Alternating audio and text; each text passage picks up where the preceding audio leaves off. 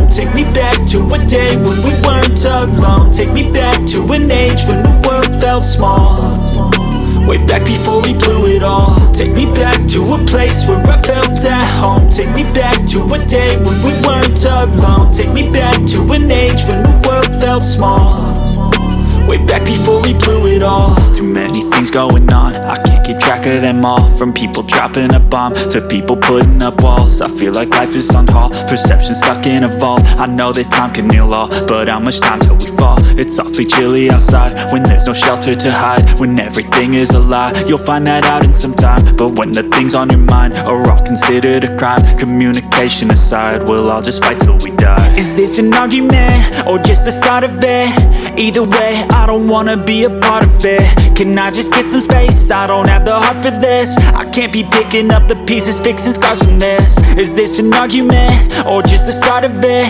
I wanna drive away so I can be so far from it.